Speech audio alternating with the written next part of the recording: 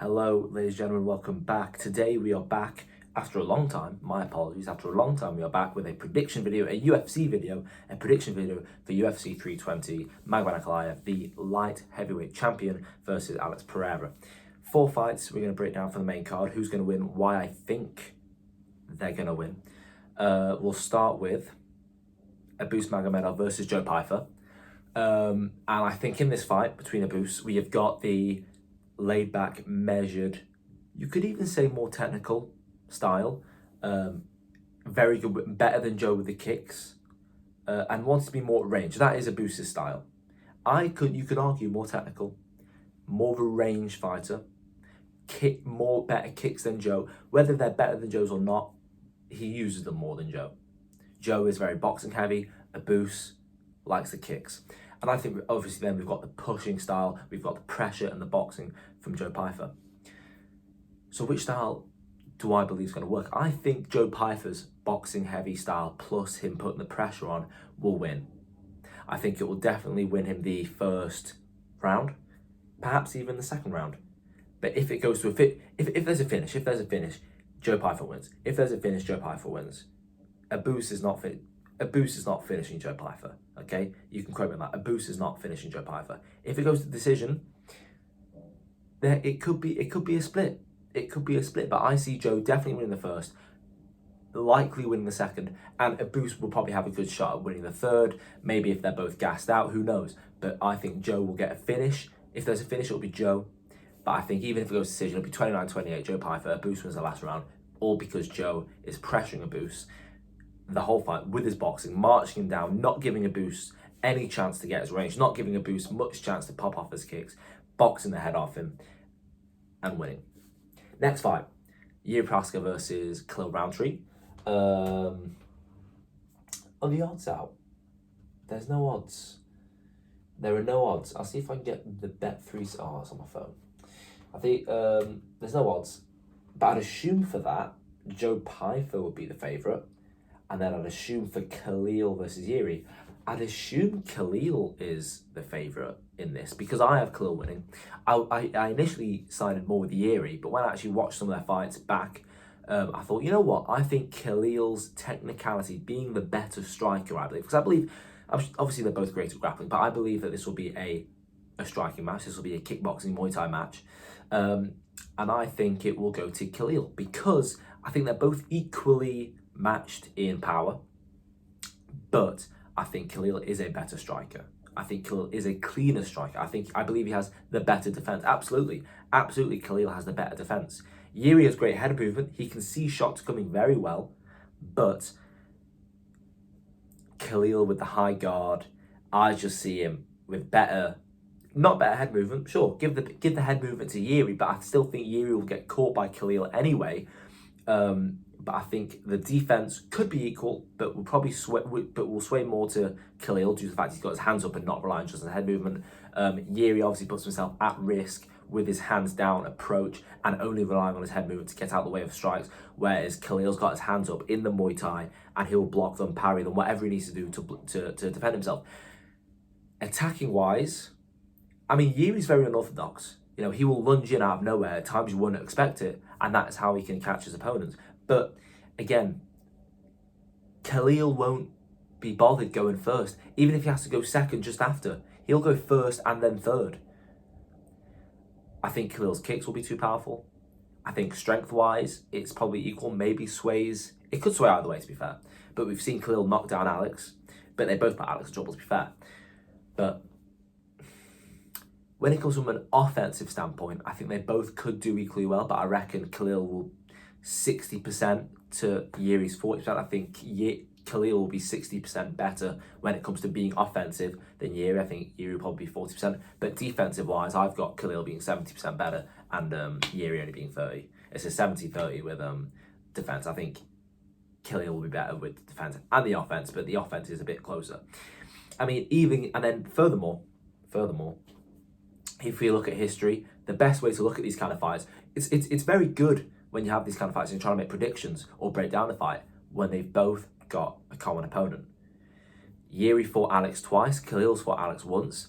You know, watch back their most recent fights. Yuri did better in the first fight with Alex, which is quite unusual because you'd expect in the second fight, they've both obviously been in there once before, they've got more footage to study, they'll be more prepared, you think they'd do better. Yuri did better in the first fight, but if we're looking at the second fight with Yuri against Alex, he got absolutely slaughtered.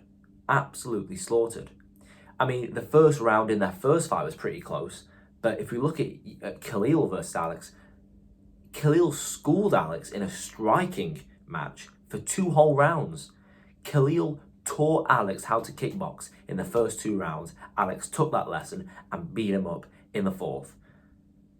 So if we're going to look at their past fights with Alex, Khalil clears him as well. Khalil went further and made Alex look even more human than Yuri did. So even if we're going to look at MMA math doesn't always work, but if we're going to look at it this way, it's a no-brainer, give it to Khalil. But I also think that Khalil is a more technical and better striker than Yuri Praska. Now, on to the co-main event for the Bantamweight Championship. We've got Merab Dvalishvili versus Corey Sandhagen, the number 4 ranked Corey Sandhagen. I'd assume Merab is the favourite, and rightly so. Merab has been unreal since winning the belt against Sean O'Malley at Noche UFC. Defended it against Umar in an absolutely incredible fight, winning the last 3 rounds just due to his cardio and pressure, and then absolutely schooling Sean in the rematch.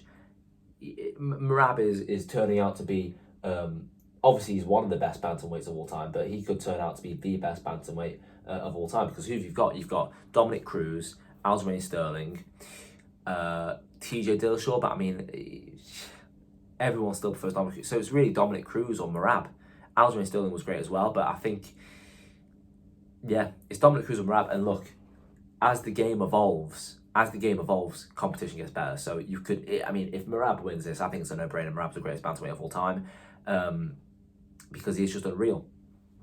Now in this, we have got Corey Sandhagen, the predominant striker, versus Merab, who is just well-rounded, but he prefers just to pressure you with the wrestling. Strength-wise, obviously Merab has got the strength, grappling and wrestling. Cardio-wise too. Chin, we've seen Merab in trouble more times than we've seen Corey in trouble, so you could give chin to Corey, and then obviously striking goes to Corey all the way. Recent fights we've seen with Corey, he's less darting around the octagon and staying more conserved within himself to keep his cardio in. But I mean, look, watch the fights with him and Umar. He can survive. But he can fall victim to it. He fell victim to he was never in trouble with Umar. But Umar obviously had an advantage grappling. Who beat Umar? Merab. Who took Umar down? Merab. So I think, you know, if Corey can just about survive, well, not just about, that's you know, diminishing his performance. If Corey can survive somewhat against Umar and get out of awkward predicaments, great, but there's a step above Umar, which is Merab, plus add on his relentless pressure. Corey's got great cardio, but Merab, he does something to people. Merab just doesn't get tired. So I think just a combination of Merab's pressure, the fact that he'll be a better grappler, Merab doesn't care what people see. If he needs to grapple, if he needs to take you down or push you against the cage, he'll do that, as we saw in his boring match against Jose Aldo 3 years ago now. Jesus Christ. Striking wise, sure, Corey wins, but even then, Merab's still great striking. I just think, again, I think no one seems to have the recipe just yet. Maybe Corey does have the recipe. Maybe Corey has the recipe. Maybe he has the equation to solve Merab's puzzle, but Merab's 34 still, so he's still in his prime, and I think this is just going to be another check on his tally, and he's going to use what he does best. He's going to use his pressure and his cardio again to win this fight. If Merab, I'll be surprised. I see Merab winning.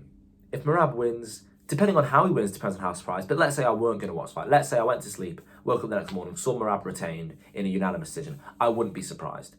But if he won in a striking predominant match and outstruck Corey Sandhagen and showed better striking skills than Corey Sandhagen, then I'd be surprised. So I'm less intrigued about if Merab wins, it's how. I think Merab's going to win, the same way he's won every fight. But if he does well striking and actually beats Corey striking, that's when it'll actually be a different level. That's when we will be surprised. If Merab actually schools Corey in the striking.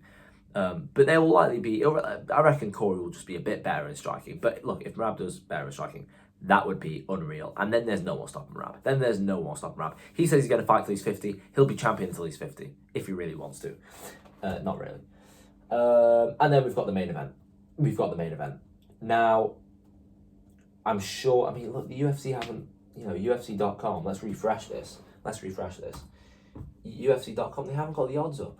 I bet Bet365 are up Bet365, they're the men, the guys. I don't know how to say men there, they're the guys, they're the people shown rather. We've got no odds, but it will be Magomed as the favourite, as he should be.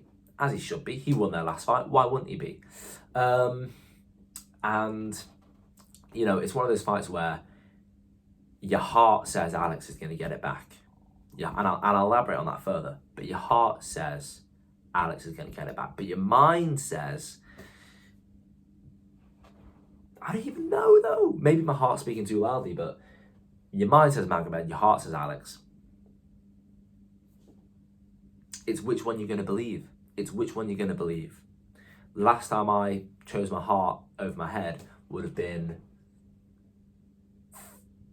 Masvidal versus Covington. But yeah, the reason your heart, I'll explain. The reason your head would say Magomed is because their last fight, Magomed, he did very well. And they haven't had a fight since then. It's literally an immediate rematch. So it's not like we've seen Magomed fight since then. It's not like we've seen Alex fight since then.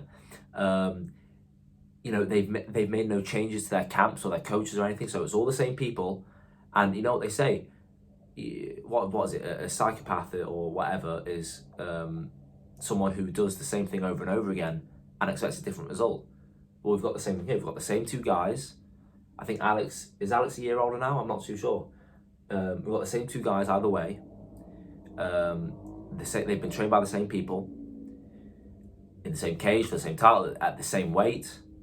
Logically, Ankalaev wins. And I need to watch their fight back again, but as of now, I'm going to say Ankalaev's going to win. However, hopefully Pereira gets it back. And here's why your heart will speak out to Pereira. This year, we've had all the old guys win. We've had Usman win. Against Buckley. And we've had Volk win back the championship. And storyline-wise, why can't the old guy win again?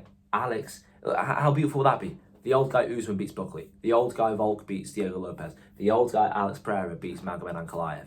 It's just meant to be. And look, even though it's real fighting, storylines tend to happen. For example, the destruction of the fighting nerds. That happened, at the start of this month. So why can't, start of last month. So why can't it happen again? I think it's still tough to call. Alex can still definitely win it. It's not like it's obviously going to be Magomed, but Alex can definitely win it. But it's like we've seen it before. Nothing's changed. It logically should be Magomed. But I'd love to see Alex win. Personally, because I'd want to see Alex be champion again because everyone loves him. And I love trilogies. But obviously I'd want Alex to win the trilogy as well. But yeah, those are my predictions on who's going to win. Let me know whether you agree or whether I'm just, on something. I have no idea what I'm talking about. But yeah, but it'll be a massive upset if, let's see, what will be big upsets? It'll be big upset it'll be interesting if Ankalaev got a finish. If Ankalaev finished Pereira, that would be insane. If Merab knocked out Corey Sandhagen, that would be kind of crazy. And if Corey were to win in itself, wouldn't be unfathomable, but it would be pretty shocking. If Corey were to also finish Merab, that would be pretty crazy. If Yusuf Salal were to knock out Josh Emmett, that would be crazy. If Abus were to knock out Piper, that would surprise me. If Treston Vines were to beat Gautier, that would be mental. Who else we got here? Patchy Mix on the prelims. Holy downfall, man. That is a crazy downfall. But yeah, those are my predictions. Let me know what you think. Am I on something? Do I have no idea what I'm talking about? Let me know. And yeah, hopefully it'll be a great night of fights.